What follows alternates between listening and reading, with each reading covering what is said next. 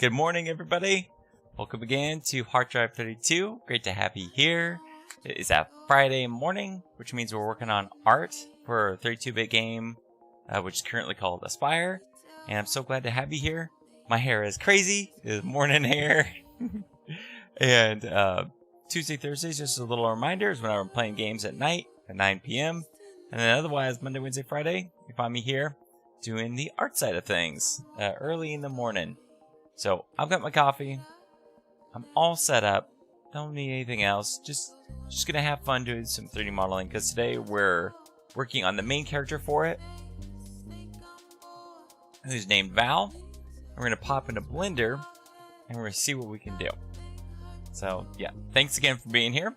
If you like what you see and you dig, feel free to like, comment, subscribe. You'll find me every weekday on here. All right. Let's switch over and get cracking, eh? Let me make sure my art category is right.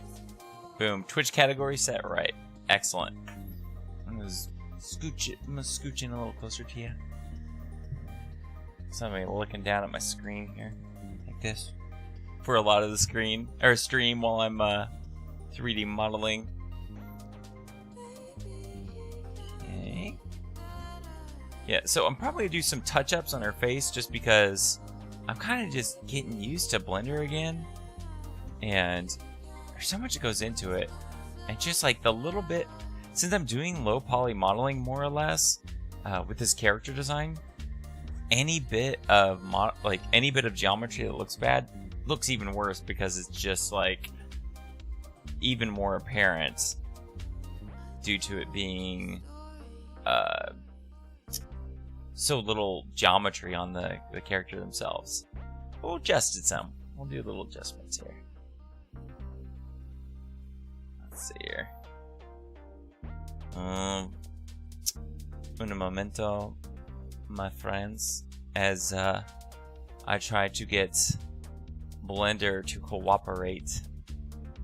If not, I have two versions of Blender. I have the alpha and I have the non-alpha. So, in that case, we can switch between the two. But yeah. Last night's stream, I felt like hot garbage, by the way. If you go back and watch it, which YouTube has a full archive for these things, they'll never disappear off YouTube. And it's all under Hard Drive 32. However, I got my flu shot yesterday and it hit me like just like a truck, man. I was wiped out. I was like feeling it. But, you know, I'm feeling better. And then also, last night was my first stream doing OBS, and I'm really liking OBS so far. I was using Streamlabs, and just the tweaks I've been able to do have been incredibly helpful. So this is what we had, by the way, working last time for our character Val. And there's lots of little bits here I want to adjust. Because, like, that's the thing is, like, I haven't spent it's been a spell since I did some 3D modeling, and so she needs some adjustments here. I mean, look at these lips. This is terrifying. This is a terrifying mask here. Cute, not cute. Cute, not cute. So I think we need to. What I'm gonna do is likely look at, like, say, Parasite Eve, which is an old classic game, and I want to look at their 3D models for a moment there and just see how they structured their face. Another great example would be Final Fantasy VIII, because that's kind of the general look I wanted to go for, is something similar to that of Parasite Eve.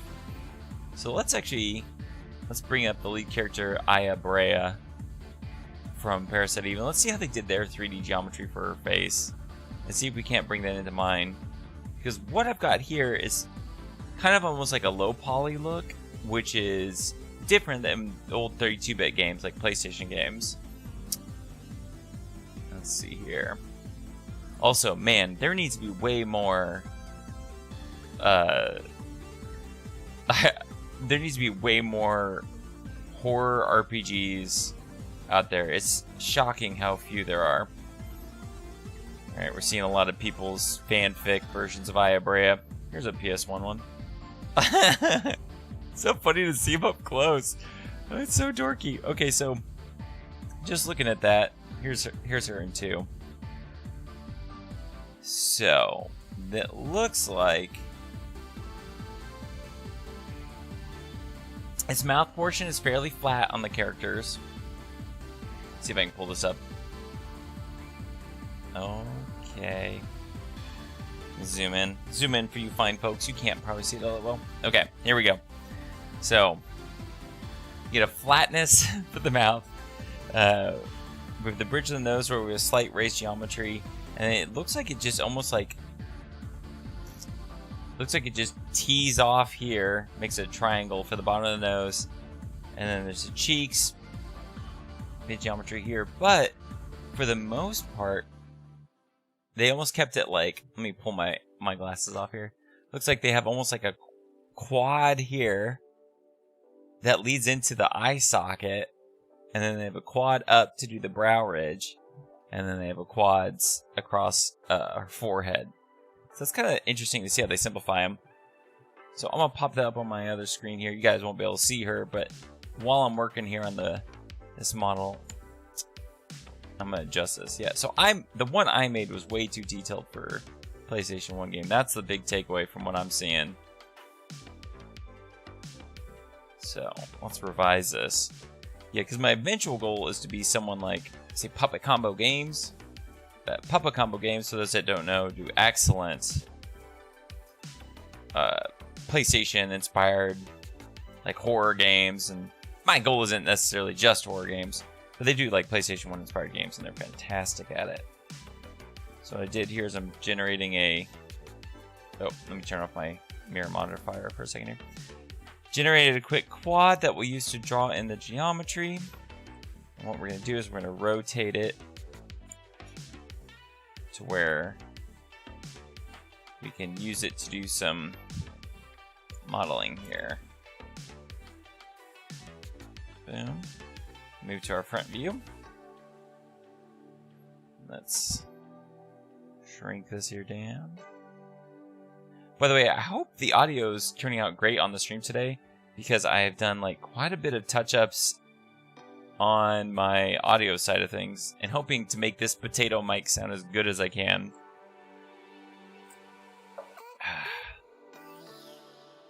Alright, so taking into account kind of what we saw, or what I'm seeing, let's try this brow ridge concept here. Like these vertices, let's go ahead and mirror everything so we can do both sides of the face at once. And to do that, we're going to add the mirror modifier. And by the way, I'm still very new to all this stuff, so I am by no means an expert.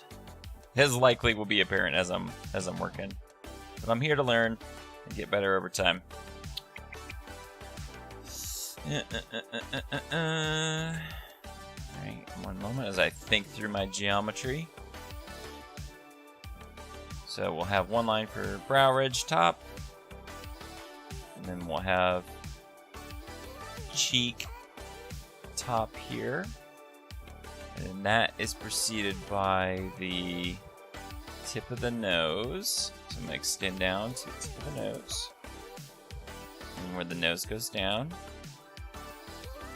And that's likely going to be a triangle there for her bottom of her nose. And then her mouth, they just use straight up quad all the way down to the chin. So that's what we'll do for us. We're going to do a quad all the way down to the base of her face. Alright, so then from here, go up, complete the bridge, and then what we're going to do here is we're going to just start extruding out these surfaces here to begin making the next portions of it. So let's go first here. What is to be the brow ridge? You know, and we'll turn and rotate things as we go. The other thing is I'm going to constantly be switching to the side view. I hope I don't make you dizzy while I'm switching. But it is important that we get all of this aligned correctly. Oops, aligned correctly on the face.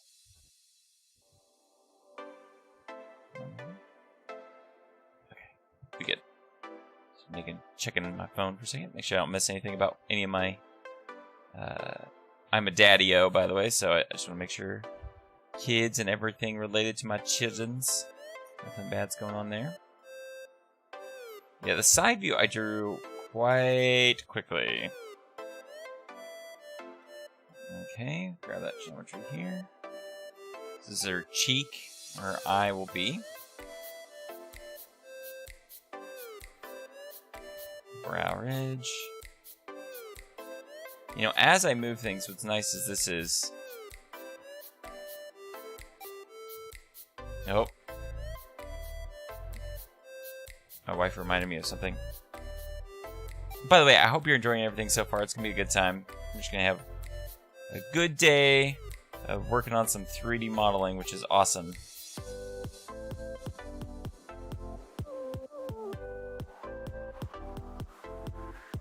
Got to send a text to a business client for freelance graphic design. That's kind of how I keep myself afloat.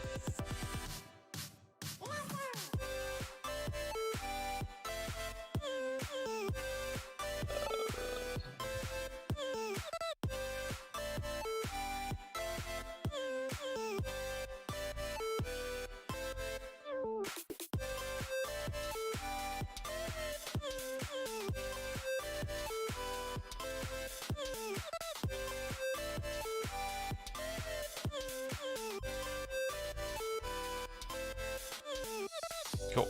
There we go, guys. I got a story to tell you guys too while I'm working. So, I'm a graphic designer by trade. That's what I went to college for. That's what I did a lot of my. That's how I made my living for a lot of years. And eventually, I worked in.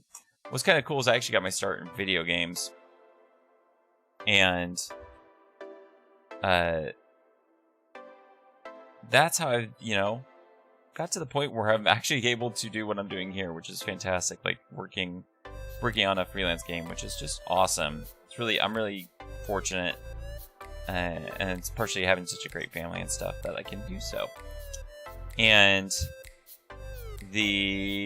recently though, I had my first ever real trouble client, which was a client I renew, and I completed all my work for that client, or I got halfway to the project. I'm getting ahead of myself. Let me think through this while I work on this art. So, what the client was doing is they're doing a fashion brand that is turning leather, cactus into leather. And they came to me and they said, hey, we really want something that's like a Louis Vuitton or the like. And so we want a really great sophisticated fashion brand that could be imprinted on leather, what have you. So I'm like, cool, I gotcha. So I make this very minimal design, these number of minimal designs. And at the meeting, they're like, we love it. And so far, my track record, I haven't had a dissatisfied client. I'm very lucky in that regard too. So the meeting gets done. I'm like, oh yeah, another one in the bag, guys. Just gotta polish up this design, get it over to the client, and that'll be it. Well, later I get contacted by one of the people and they go, we were being polite in the meeting.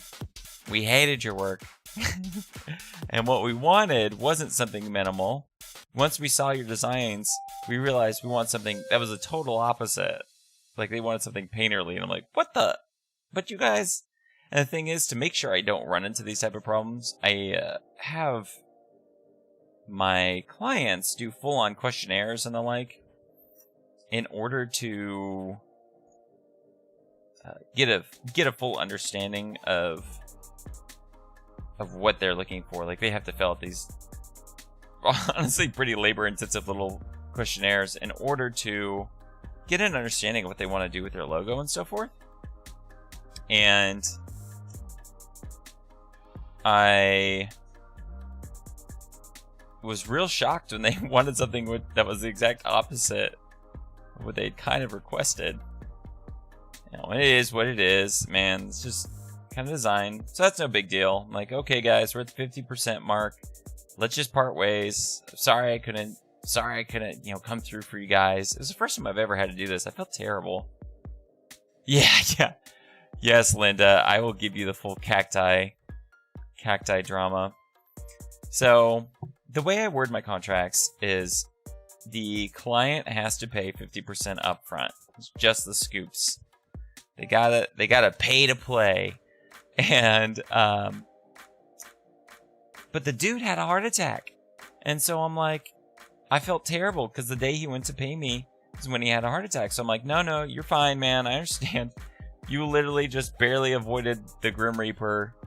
So you just like, you sit tight. You can pay me when you get the opportunity.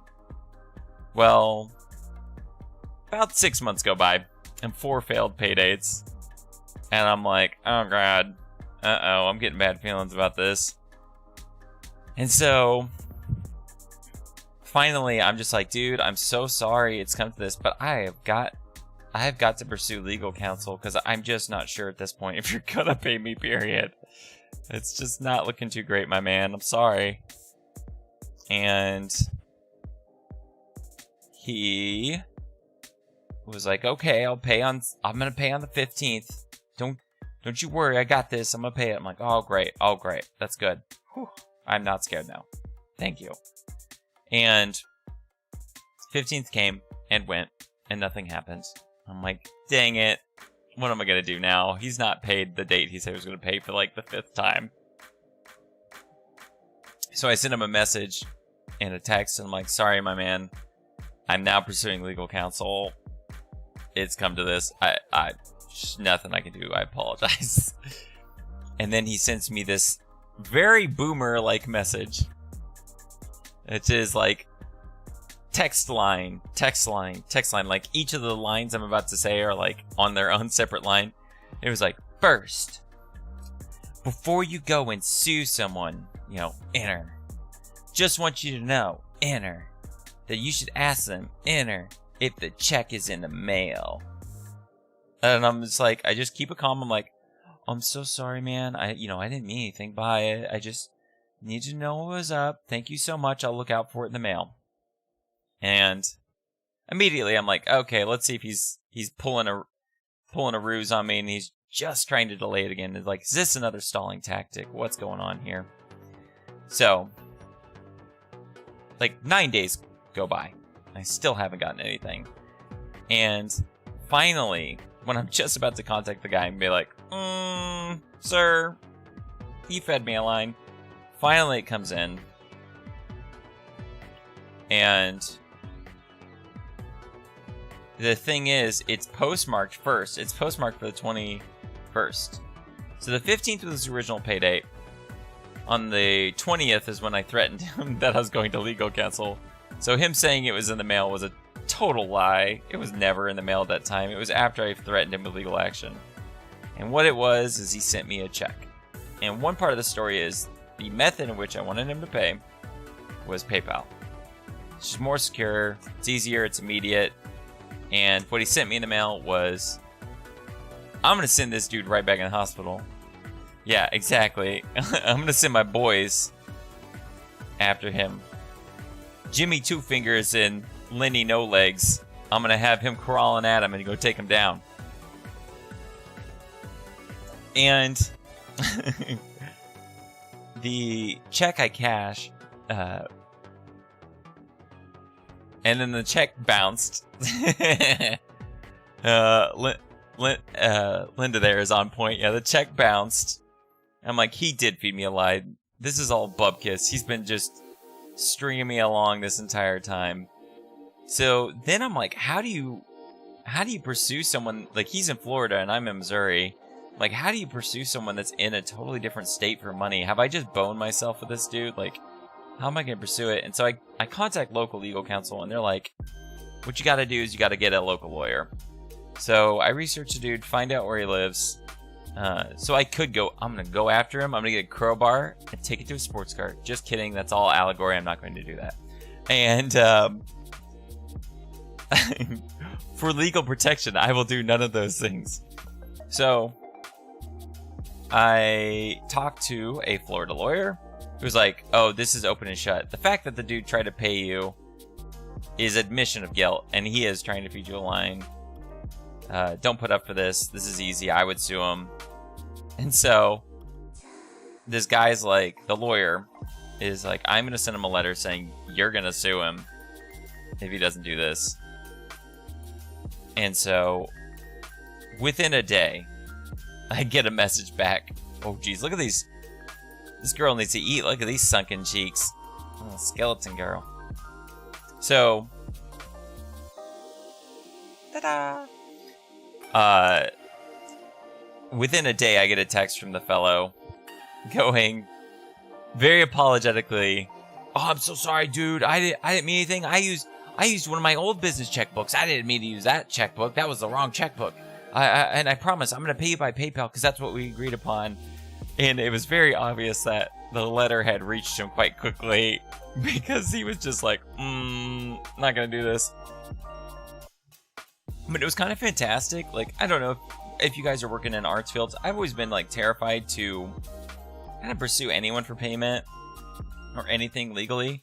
But the way it worked, just so you know, was like the lawyer was like, oh, let's get here while I work through this for a second. So, if you got a strong enough contract, what happens is the legal fees should be covered by the opposing side of it, which people kind of generally understand. But I was like, is that actually true? Am I going to actually get coverage for what I'm working on? And the answer was kind of yeah. He was going to be responsible for all the legal fees. And I loved how the lawyer described it is he goes, once he gets my letter that he owes legal fees, and the fact is, like, just up front, he was going to pay an additional $500, so it was going to raise how much he was going to pay me. And the lawyer was like, as soon as he sees what my legal fees are, he's going to want to stop the bleeding now. I'm like, this is brutal. I was like, oh.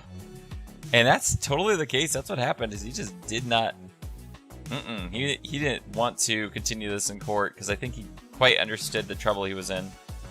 So, yeah, just make sure your contracts, if you're ever doing freelance art, is pretty decently worded, and you should be honestly A-okay and not to be scared of pursuing legal counsel, because as long as you got a solid case, you're not going to owe the money, which was what I was scared of. I thought it was going to be out of thousands just paying the legal side, and that doesn't seem to be the case.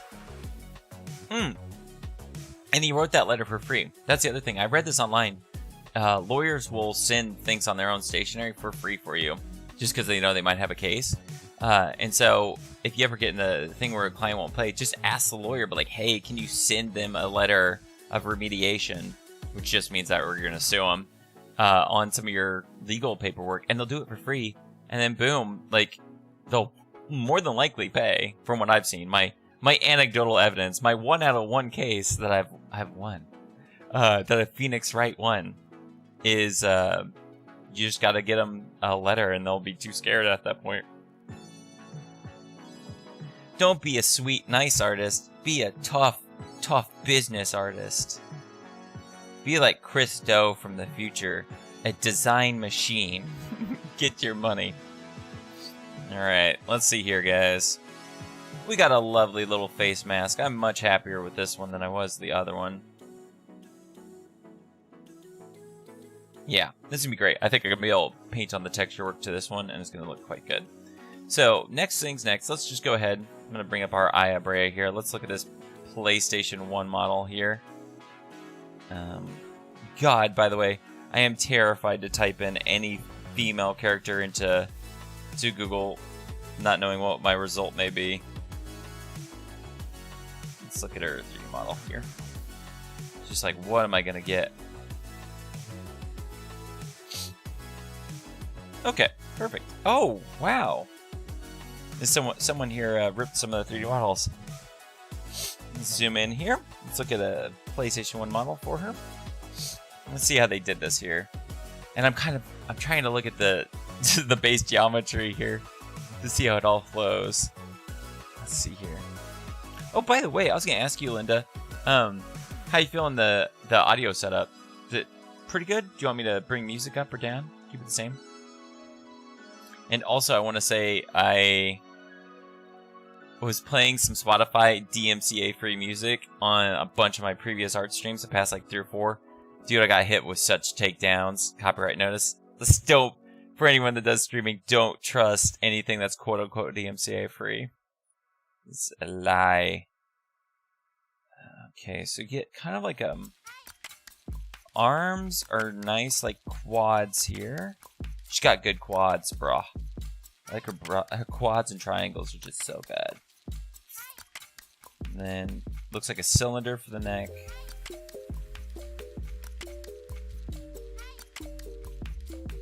I almost wish I could see the triangle surface for it.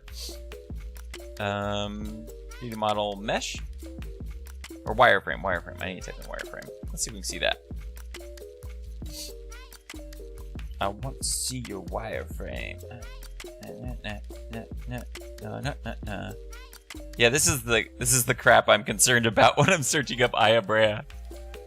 Yeah, so the lights, by the way, I bit the bullet and I've actually got 3 sets of lights around me, and it feels like I'm being cooked at a KFC. They can be super bright if I want them to be. This, by the way, I just want to show you guys this right here. This lady here, she is obviously a Daz 3D model. For the yucks, I want to show you guys Daz 3D. Daz 3D is something that does, like, they do high poly models and so forth with the character creators, and you know, it looks fine. These models, by the way, are like tens of millions in their geometry count, but I think, you know, spoiler alert, not much of a spoiler, like this Oni warrior bundle, there's a reason his D is covered up. It becomes quite apparent whenever I go, let's see here, I'll click on the shop. Let me see if I can find the shop for you guys. It's where things get like, whoa, dude. What's hot? Platinum Club. Ooh. Alright.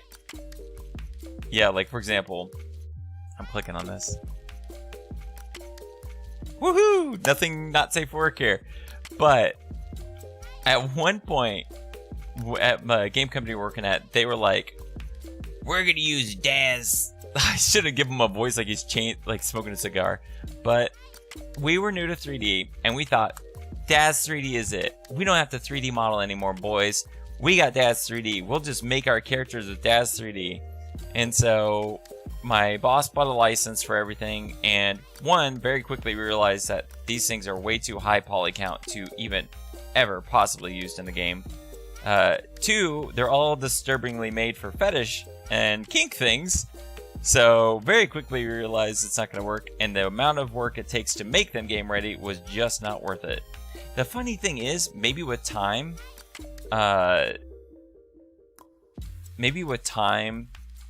tech will be able to keep up with like the poly count of these, like modern hardware probably could. Because I mean, that's a pretty good little Banditos like outfit here, and to be able to have that is great. But yeah, Daz 3D isn't typically used for games or anything else. It's typically used for this sexy image here of Aya Brea. Alright, let's see here. PlayStation 1. Sorry, boys and girls, I'm taking a moment to do this, but I just I want this to be made right. And it's just, I am learning, and hey, cool. Ah, here you go. So here's some old PlayStation 1 characters. This is someone doing their own version of Cloud Strife from Final Fantasy VII. But yeah, so what you're seeing here, that's the underlying geometry for the characters. And what I'm trying to do is I want to find me like a Resident Evil or Resident Evil Parasite Eve is specifically what I'm hoping to get.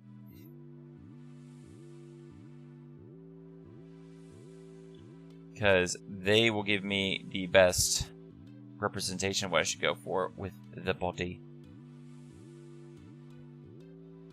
Ah, man, I love me some coffee here. Oh, by the way, guys, like I watched the new. I kind of talked about this on stream last night, but I watched the new Bond, No Time to Die. I want to reiterate how freaking good that movie is. The new Bond is up there with Casino Royale very easily. I might like it better than Skyfall. And for a send-off for Daniel Craig, it was just fantastic. Like, what they do to his character evolution is they really point to just how in Casino Royale he started out just as like an assassin for the state and just accomplishing orders, and at the end of this kind of like pseudo film series, how warm his character is, like how he's gone from being like a cold individual to someone that's just like, you know, loves and cares for people and stuff. It's just a really sweet, nice movie that has a positive message about both legacy and legacy, as well as what family is to an individual. It's really good. So I definitely recommend it. Go check it out in theaters. It's a great time. I watched it at Alamo Drafthouse, and part of what I was going to say was I love Alamo Drafthouse. If you guys have an Alamo Drafthouse near you, it's pretty much the only way to watch movies. They are very good about if someone talks, they kick them out of the theater. And what was also amazing was I forgot what the theater experience was like, because there were some moments where the film had such tension, such stress, that I was like literally like holding my breath, because I was so in the action sequences. And, you know, despite knowing that everything was going to be just fine with Bond, he was going to take out the bad guys, yada, yada, yada, they, Corey Fukunaga, I think that's his name, the director, did such an amazing job of the action sequences in the new one. It was fantastic, and it was really thrilling. And to put in perspective how thrilling it was, there was literally audience members that were gasping. Like, I literally heard gasps in the theater during some of the big, like, moments, like, that kind of took the people's, took the people's breath away. Yeah, Linda's point, yeah. So Linda's, nope, not gonna reveal location. Linda's wherever she is, but I won't give away your secret location, Linda. But as she's saying, so back when the pandemic was really taking down businesses, a lot of the Alamo Drafthouse locations shut down, and a lot of them were in the Midwest. And here I am in little old Springfield, and somehow ours survived, while some of the major city ones, they croaked, they died, they went the way of the dinosaur. I don't know. Oh, jeez, what did I do with the geometry here, guys? That's terrible. Yeah, a lot of a number of the Alamo locations closed down, unfortunately, which is really sad. Somehow Springfield, Missouri survived. Of all the locations to survive, I was shocked that ours survived. I'm glad it did, though. I'm really happy that it did. Yeah, I really believe in films as a concept. It's something that's always been important to me. It's already revealed in the comments. Yeah.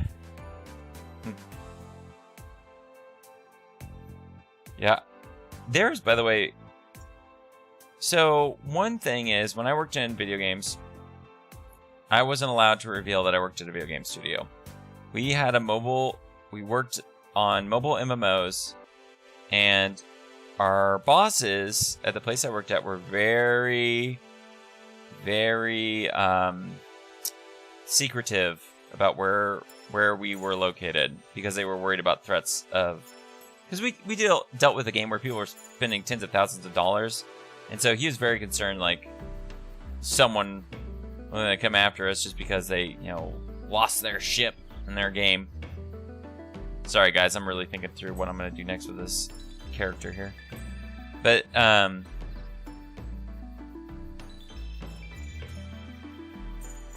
the type of person that's Springfield would survive. Yeah, too true. I'm kind of an eternal optimist, and so I was like, I will not hide my identity from my gamers. I will let all of the gamers know who I am. I won't use a pseudonym. I am Alex Woken, and I make video games. I am your friend. But I will say, in retrospect, it was unfair of me. Like, I never shielded away from it, so while working at the game studio, I would interact with the player base. I would just tell them my name. I didn't care. But that's not fair to, say, the other studio people, because they want to keep their anonymity. But I will say, part of the reason why I ended up leaving the place I worked at was just, there was kind of an animosity towards player base. And, you know, the thing is, I haven't really made a game myself. A lot of these people are, like, game devs pour their heart and soul into this stuff. And so, I can't imagine, like, if you're a director of a game, how hard it would be to get a negative reaction to your game. So, I understand that you probably get a little bitter with time. Just not getting the love you think you deserve after working really, really hard on a game. But anywho, just want to say that a lot of game devs might be bitter just because they work so many hours on their games, and then when players are like, I played this game for 400 hours and on level 12, because that's how gamers talk. On level 12, there wasn't I didn't like that the flowers were in the location they were at. It ruined the game. 1 out of 10. Steam reviews. But here's the funny thing. I know some individuals that put like thousands of hours into games on Steam and then would give the game like a 1 out of 10 because they're like, it lost my interest. I don't like it. I'm like, dude, my man, you spent 1,000 hours playing a game. You gotta give them some credit. Like, come on, man. That's a lot of time to then give them a 1 out of 10 score.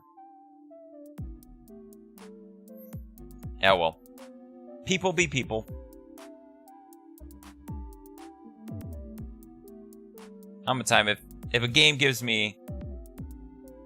I'm just like putting geometry in, by the way, and then deleting it because I'm just like... Next are confusing.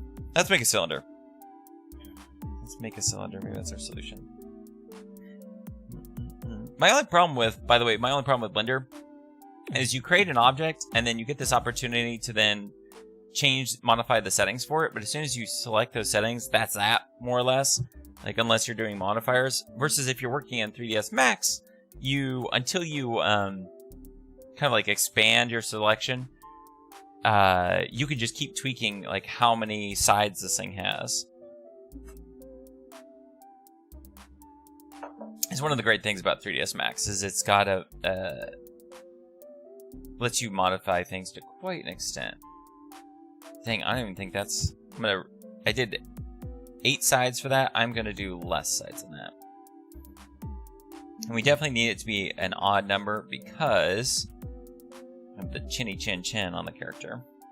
Okay, we'll do this. We'll do this right here. But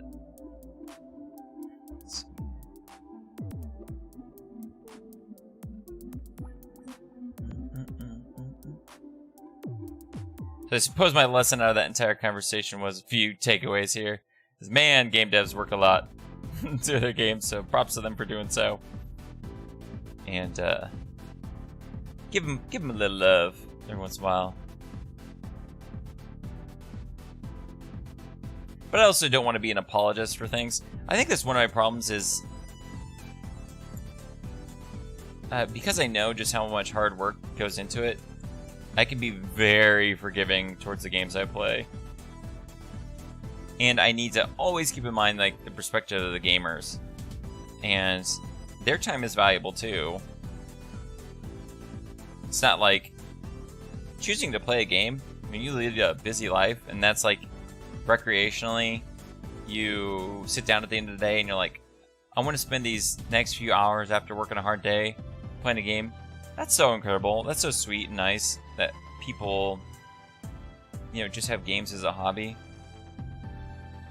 And that they would be so kind as to give time towards someone's creative work like that. It's just really beautiful. bring in some sweet sentimentality to my stream. I love you, gamers. Thank you so much for being here. Now, I do think that game devs should always also be thankful towards gamers for giving them their hard-earned time, because it means that's a meaningful thing here. Let's leave that there for a second.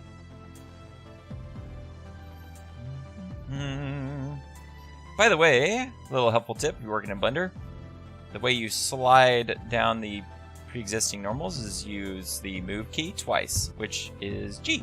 So I'm pressing GG twice, and then it is letting me move along the normals of these edges. That sure is an eck, boys and girls.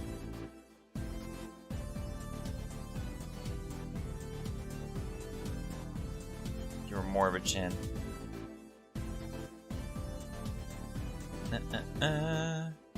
Oh, also, little thing for you guys.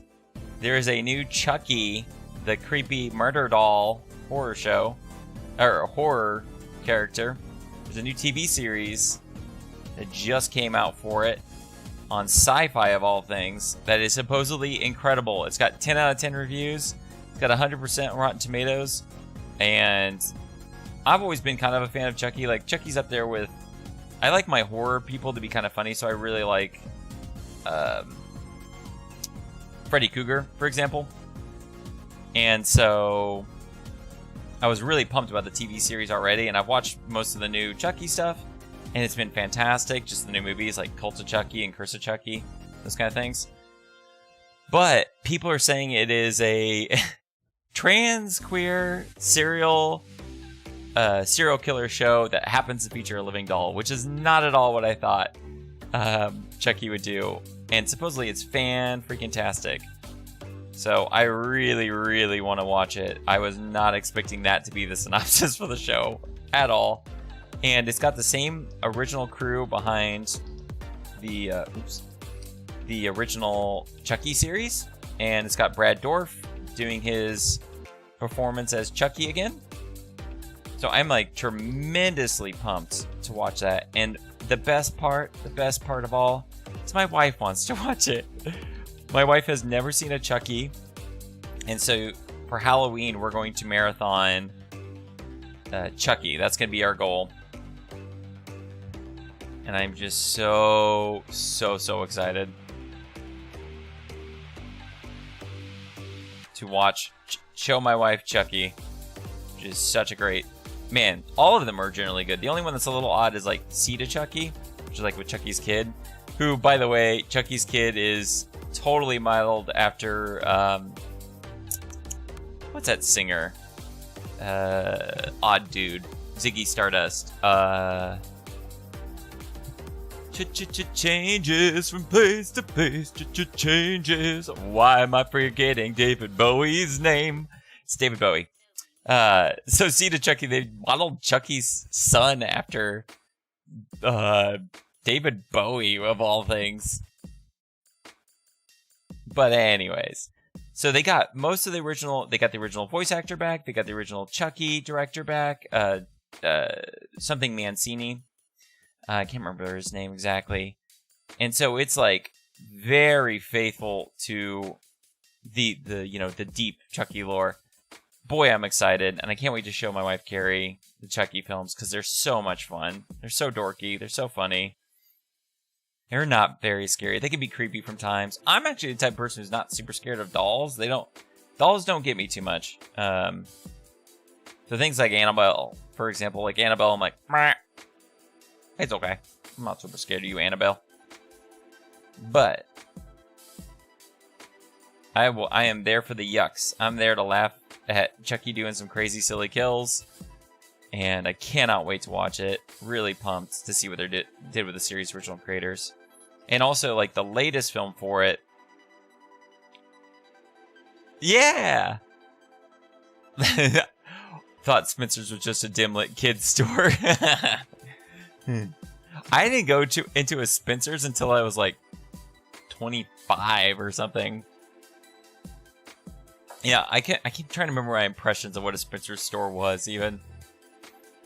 Also, oh my gosh, so funny story from when I was a child. There was a kid in my school who was my best bud at the time. And this was like when I was... Let's see, what age was I?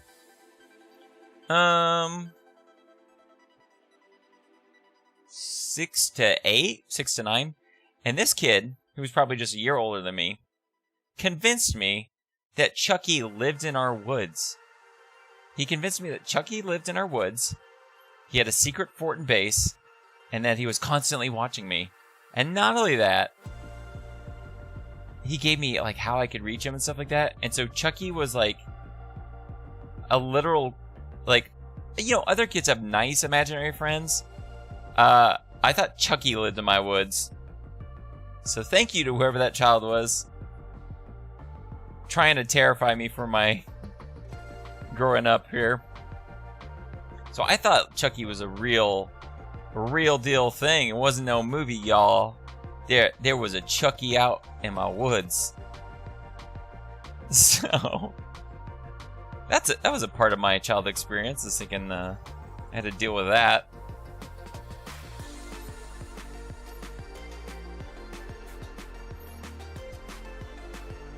Yeah, all sorts of... Sounds about right. Yeah, there's so many things I was scared of as a kid because of what other kids told me.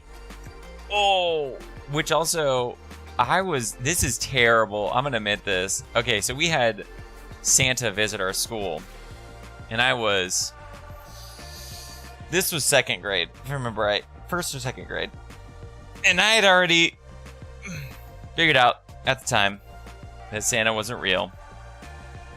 And it was my parents. And so when the Santa visited our school, he visited us in the auditorium. The big auditorium. They lined us kids up against the wall as if, and then like Santa and his elves came by and he would talk to each kid. Like you'd be back against the wall. Santa would approach you. He'd be like, "What do you want, little boy or girl or whatever?" And he would, you tell him what you wanted. So it was almost like he was like a Gestapo, and he lined us up to investigate each of us. Like, been good? Is that right? I don't believe you. You get no toys this year. So we had this like Santa examination that occurred at our school, and I knew that Santa wasn't real, and I was pissed off that they were fooling all of these kids in this auditorium to making them think Santa wasn't real, and I wasn't gonna have it, and I was gonna reveal the truth to this entire auditorium worth of kids. Oh God, I'm such a little shit. Okay, so then Santa approached me and he goes, "So, little Alex, what do you want for Christmas?" I reached out, I yanked his beard off, and started shouting, "It's a lie! It's a lie! Everyone, he's not real! This isn't Santa! It's a lie!" The teachers ran and just grabbed me and yanked me out of the auditorium room. I feel so freaking bad that I did that. So keep Santa a secret to your children as long as you can, so that way they don't do what I did, which is spoil for all these lovely little children that Santa was not real. Yeah, so I had that lovely experience of I revealed the truth. I was the whistleblower that came out to reveal the truth about Christmas. And you know, if I hadn't done that, all of those kids, they would have been lied to for decades. I wouldn't allow that. So yeah, anyways, what a hero. Yeah, what a villain, more or less. Go me.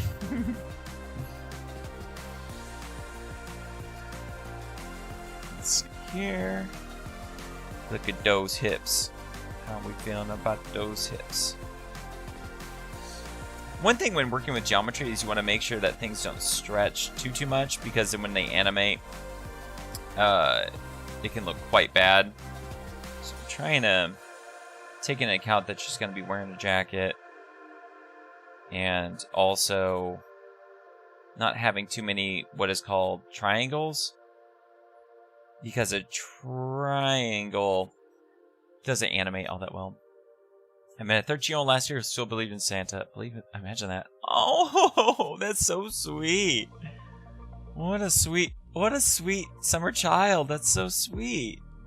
Oh, oh, preserve that innocence.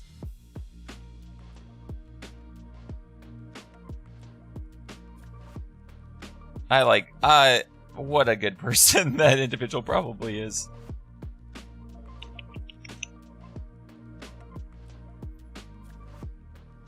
Okay. Yeah, by the way, we've discussed like what we're going to reveal to our child about Santa. And kind of what it was what convinced us was we talked to another parent and they put it in a very good perspective, and it was this.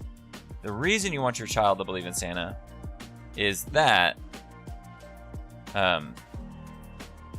they aren't begging you for the presents, they're begging Santa. So when they don't get X present, it's Santa who disappointed them, not the parent. Which makes a lot of sense. So I understand now why parents commit to the Santa fallacy. They just like my kid's getting to the phase where he really whines a lot about things. No offense, Leon, if you watch this decades later, but you were a little whiner. And for example, last night he was losing his ever-loving mind because he didn't have his PJ Masks watch when he went to sleep. And so kids are a hoot and a holler. That's my Midwestern roots coming out there. He's a hoot and a holler. Yeah, I can already imagine Santa's going to be our way of escaping Leon having meltdowns when it comes time for Christmas. Also, they have a trailer for the new it's called Home Alone Sweet Home. It's a new reboot. It looks so terrible. I'm so sad. I actually was I'm the type of person, I'm generally okay with remakes for the most part. There's times whenever I'm like, ugh, just cash grab. But I don't write them off necessarily until I see what they're gonna have in store for us. And man, oh, 1 second here. I'm gonna tell Leon to believe in Santa for as long as he can, so he can keep getting additional Christmas gifts. Yeah. When there's also another thing we're thinking about doing that a friend of ours did is they say they have all of the presents be Santa or be from the parents except for one, and that's the Santa present. And so you kind of get the credit, but then also Santa still has to fit the bill. So that's another thing. Yeah, looks bad. Oh man, and I've told this story before, not on stream, I guess. So I was a snooty, snobby kid. I was kind of like, I would describe myself as like Niles from Frasier. And if there was a more modern thing I could reference, I wish I could. But I was like Niles. I was very prim and proper. And so, for example, when I was at school, and the kids were chewing with their mouths open when they ate, I was like, oh, how uncouth. They are not chewing with their mouths closed, mouth breathers. I am going to read my Dostoevsky here. And anyways, to be a good little boy and show how smart I was, there was a Christmas in which I asked for just books. I was like, just get me books. Don't get me games. Don't get me anything. Just get me books. And my parents were like, all right, we're just going to give you books then, sweet boy. And so what showed up, my brothers, they got new Sega, I think it was when they got a Sega Saturn. They got a bunch of games. One of them got like a little four-wheeler. Everyone got all these super expensive presents. And I got books. This, by the way, I might be conflating these facts, but I do remember my brothers got all these sick presents, and I got a boatload of books, by the way, and books are expensive. Like, they did the best. But I was so upset. I was like, just books. You got me just books. And the thing is, looking back on it, that was the sickest presents I had ever received, by the way. I love all those books they got me. They were awesome. So, I don't know if, you know, a parent watches this later, one of my parents, but I just want to say those books were sick. Thank you for what you did. Blah, blah, blah, blah, blah. Yeah, I loved it. But at the time, little adolescent stupid brain was like, I don't want books. I want the expensive electronic toy. Man, kids be such little shits. Let's see here.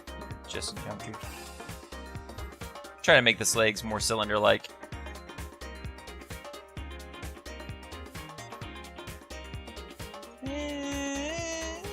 It's just here. Looks like that is out. Yeah, I hope you guys are enjoying seeing some 3D modeling magic. Man, I hope this illustrates how easy 3D modeling is. It's not. I shouldn't say it's easy. Like, obviously, mine's not looking amazing. Like, I should say it's not technically difficult. But it is artistically difficult, and that's like something I always need to improve on with these things.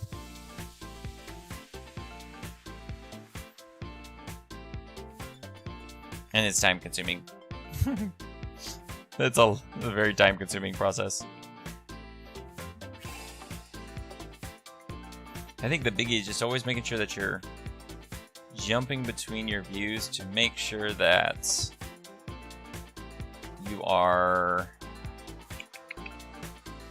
taking into account the alignment of things.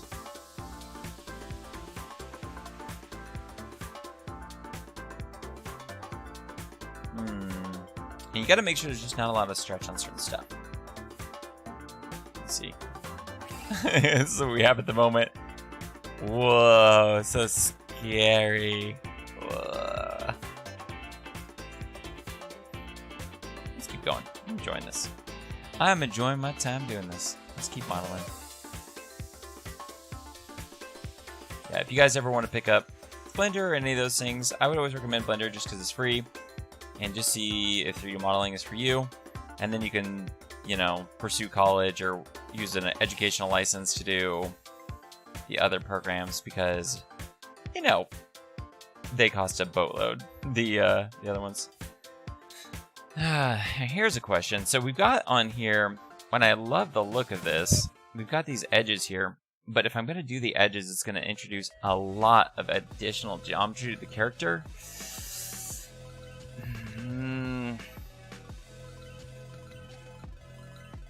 And so the question is how to do these like little flappy ridges without adding a boatload of geometry.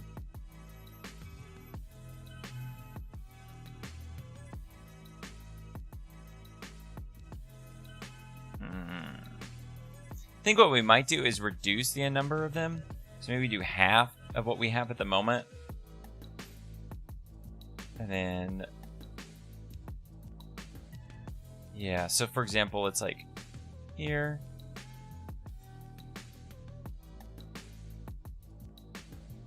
And we'll do like triangles for it. So let's go ahead, slide along, do another one here. And we'll make these a little more even with time as we go, but subdivide again.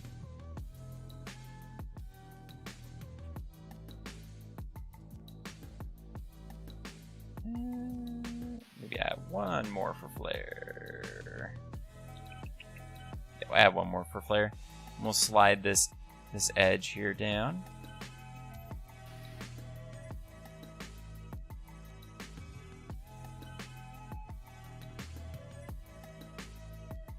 Voila. Team more geometry, yeah. Let's fill it with geometry. Yeah, it's like walking that fine line of like making this a PlayStation 1 model. Well, not.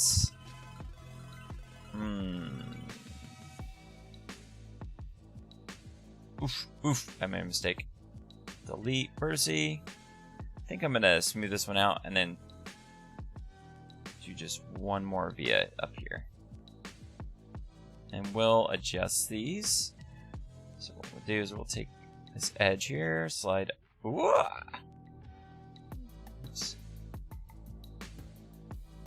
Slide up. Here.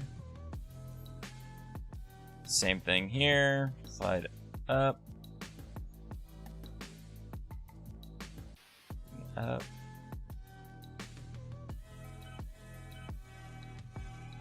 Something. Yeah, we'll adjust that. I think that'll be enough to give kind of the look of it, of the little flapped edges here. And what we're going to do is we're going to do a quad on the other side of it.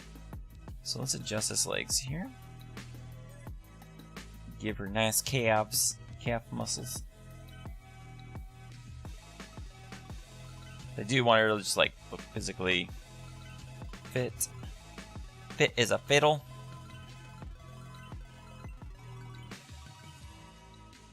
Yeah, I think that this will end up looking a-okay. Spin this down. Let's get this more in the center of it. So this one will go to here and complete her like knee pads, as it were. Those need to come out. Oof, oof, oof, oof, oof. Actually, that doesn't quite work. We need to. Let me look at my PlayStation 1 models for a second here. What would Square Enix do? What would Square Enix do?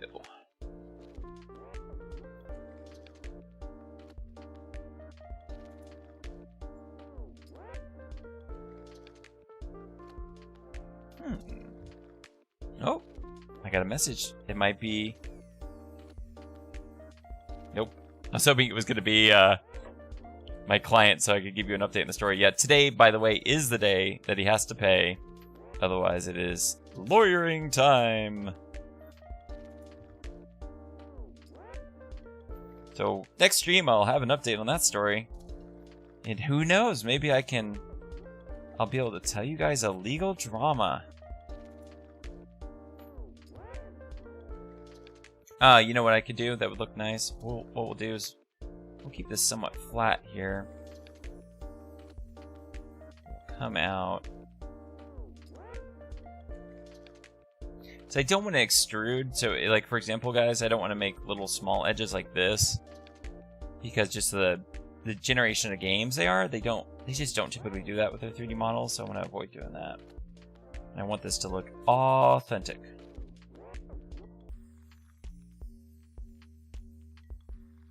Yeah, so we'll come down here.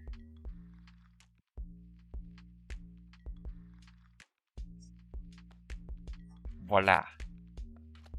Yeah, we'll adjust that geometry as we go too. Make it look nice and clean. Look how, yeah, I need to slide all this geometry forward here. Let's do that. Grab this one, this one, this one, this one. Let's go forward here. Alright, I'll make that go to his knee pad here. These slide along their bases. La. Ooh la la.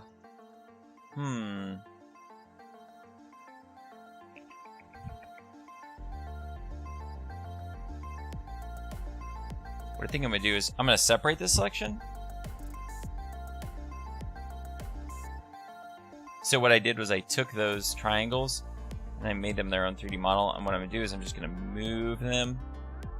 And then I'm going to re-merge the two models. How do you do it? Control E? No. Control J? No. Oh, gosh. One moment. I'm going to Google how to merge models. There's the one problem with Blender over, say, like, so 3ds Max and Maya, everything is available to you within the menus, but on Blender you have to know the shortcut keys to do a lot of things. So that's the one difficulty, is you got to know the shortcut keys. So for example, merging objects, it is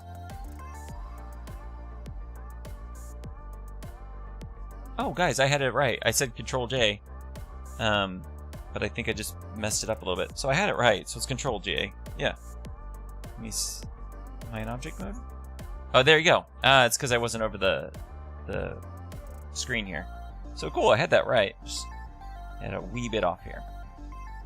And what we're gonna do is, oh, you know what we're gonna do? We're gonna select these two edges. So one cool thing you can do is if there's the same amount of geometry, or vertices, I should say, then you can bridge the edge loops like so. There you go. Now we got our two edges here. Slide this geometry down here. And we'll round it out to be more cylinder because it's very obviously not very cylindrical at the moment. Yeah, it's gonna come out here. Touch up and tweaks. That's what this all is going to be eventually.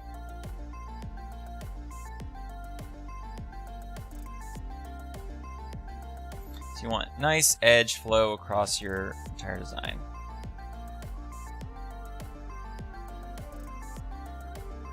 This will just be his knee pads here.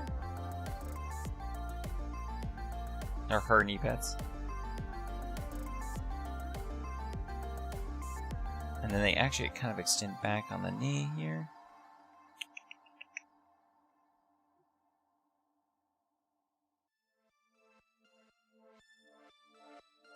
Boom, boom, boom, boom. Boom, boom. There you go.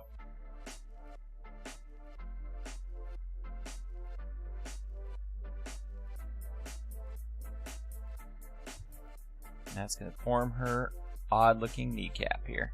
And one nice thing is they have like a really good like smoothing, geometry smoothing thing that I'll do eventually. This is messy looking right here. Look at that. I'm gonna clean this up.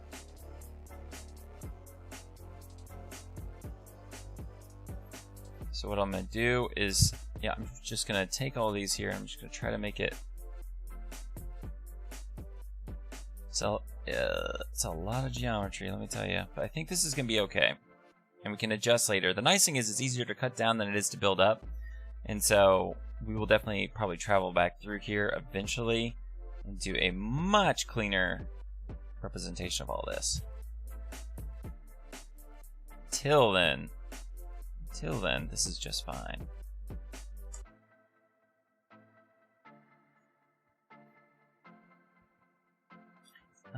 Let's see here. There's different views. Let me do a. There we go.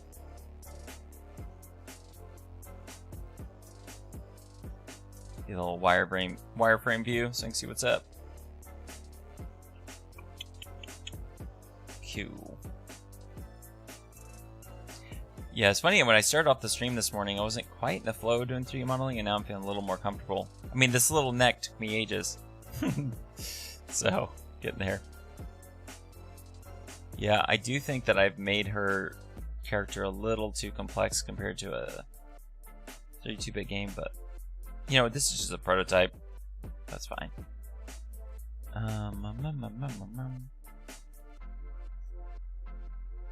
Alright. I think for the moment...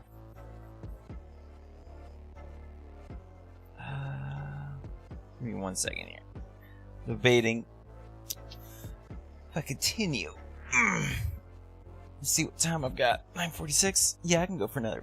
I'll go for another 10 minutes here. We'll see if we can't get the shoes and the boots done. Well, what I'm going to do is I'm going to take off the Zelda headset for a second because it needs more cushioning. It hurts so bad when I'm wearing it. One moment, y'all. Give my head a scratch. Oh.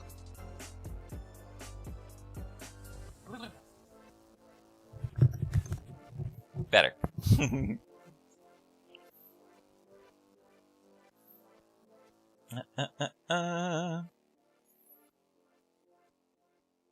Let's see here. Let's extend this all downwards. Boom. I'll go all the way to the boot. To the boot. Actually, it looks like I want to do our calves here, so we'll go to the calves here. Check out on the side.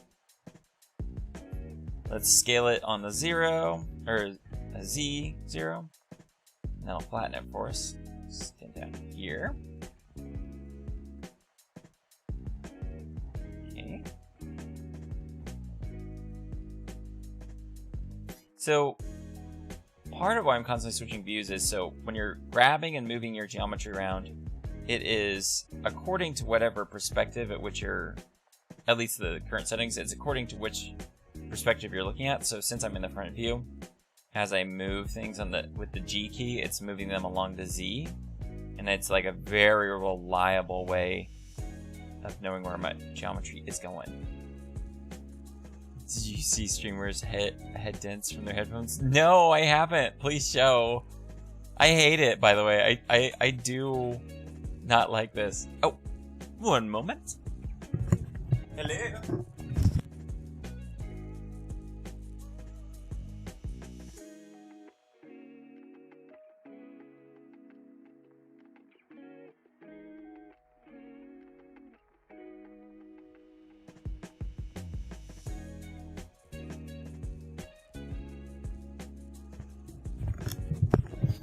All right. That was the grandma. She put the little cutie to bed, which is great. And what I do after the stream is I'm going to work on coding. So off stream, I am teaching myself coding, so that way whenever it comes to the creation of this game, the prototype, I'm not going to know what I'm doing necessarily, but I'm going to look like I know what I'm doing on stream, hopefully. So yeah, I'm going to be practicing some C# off stream here, which is going okay, honestly. There's some things that were initially a little difficult, but I've been surprised at how generally easy all the math is. I thought the math that went into programming was going to be a lot more difficult, and it's not. What I am learning is similar to 3D modeling. It's easy to accomplish, but becoming great at it, like being sophisticated with your coding, that's like a whole nother world, and that's like where I have a very long journey ahead. And the thing is, though, my goal isn't to be a solo dev that does everything. That's not me. I really do believe that it's best to work with a team with things. However, when it comes to the prototype, I just want to like make a working-ish prototype, so that way whenever I do go out fishing for some really great programmers and so forth, I can be like, see, I got the dedication to at least make it this far. So let's work on a project together. Let's be my Nakama. Join my Straw Hats crew. So that's my primary goal, is just to get to the point where I'm have a working prototype that's enough to convince another creative or a developer that, yo, I'm worth your time, bruh. It'll be good.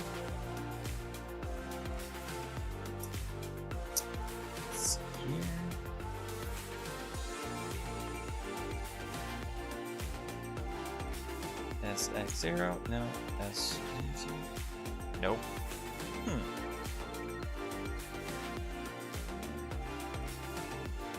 Oh, I'm so gonna copy and paste a bunch of code. I cannot wait to go on, what's it called? GitHub. Go on GitHub and steal all the code. Dude, we did that so much in our game studio.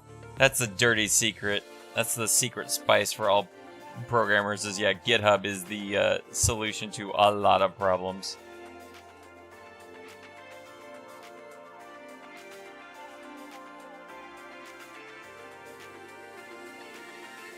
Back view, front view.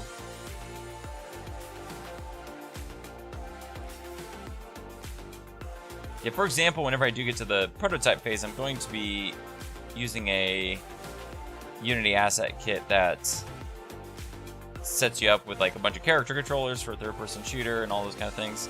It's stuff I know how to make character controllers, but why waste my time doing it when someone has put in the hard effort for it? Now, there's just a lot of other custom features that eventually, I'm gonna have to put a lot of effort into, but.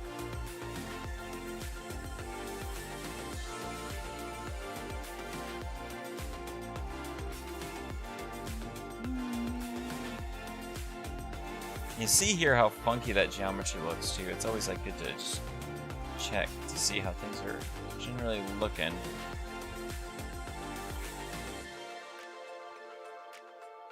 get this pretty cylinder-like if I can. Because it is a leg after all. Oh, and by the way, I beat like the second boss of Skyward Sword last night, Zelda, that just got HD re-release. And it's so cute. My little boy, he's so into it. He loves me playing the game, so every night he's like, can we go find Princess Zelda tonight? And, for example, last night he was shouting at the screen, telling me what to do on fighting the boss. So he's already got the gamer rage. The question is, gonna get him into games. Really cute. And our roommate Brian was he was laughing watching Leon, because he was like, my kiddo was on the literal edge of his seat, shouting out commands to me like, throw the bomb! What are you doing? Throw the bomb! Oh no, you gotta run away! And sometimes he was totally right. My stupid self was messing up and he was catching it. Alright, I think I'm gonna call it quitsies here.